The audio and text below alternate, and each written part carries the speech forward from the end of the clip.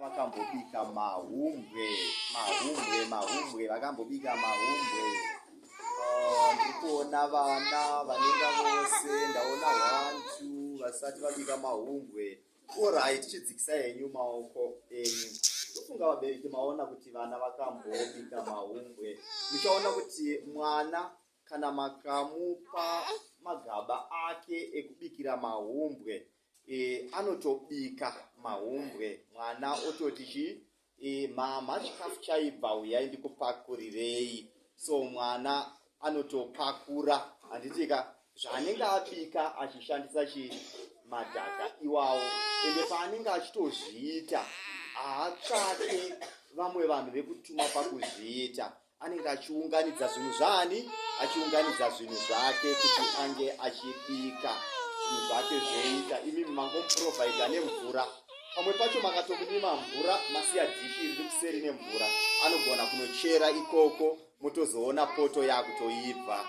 Saka ndozviri vana. Saka muchaona kuti vanenge vari committed pakuita zvinhu zvani, pakuita zvinhu zvavo.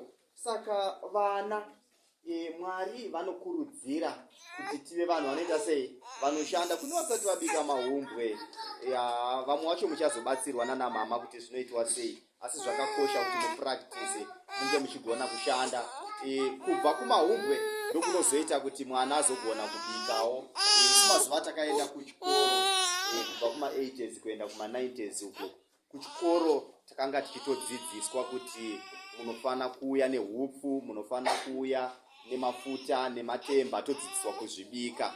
So vachitidzidzisa kuva neresponsibility. So muchaona kuti mukati mezuva ranhasi, ndanzwa eldavhute vachitaura vachiti izuva ratiri kutaura pamusoro pekuvaka. Haugoni kuvaka kana uine usimbe. Zvinotsvaka kuti uve munhu ari committed, anenge achiita zvinhu zvakaita sei, zvakanaka kune vanonoka kusvika paSabbath school.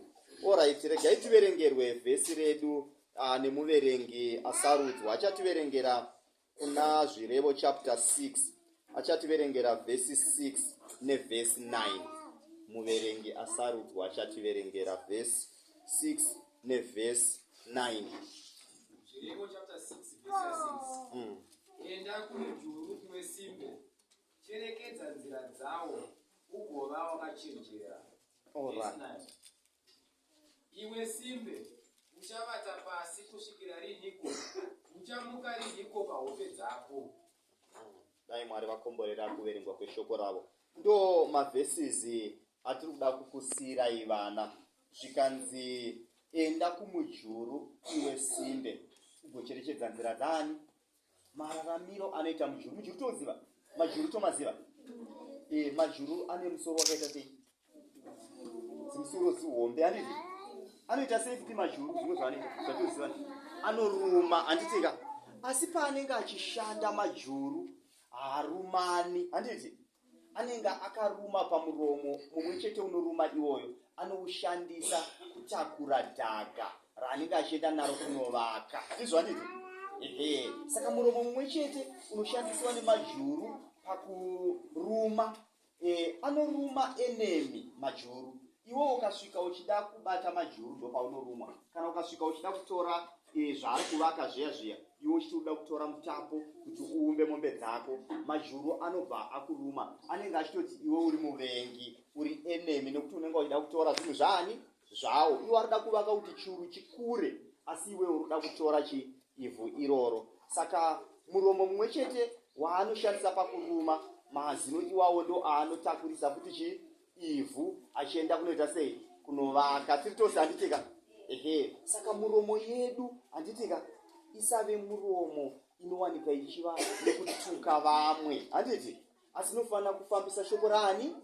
RaMwari. Saka vana vadiki vakaita semi vanogona kutoparidzira vanhu vakawanda vakaponeswa. Dai Mwari wenyasha akuitirai zvakanaka. Tive vanhu vanofarira kushanda, tisawanike tiri vanhu vanofarira hope neusimbe. Mwari wenyasha vatiitirewo zvakanaka. Panguva ino tinoda kunamatira vana, so tichakumbira mai Mahaso munamatirewo vana muchivaisa mumaoko aMwari.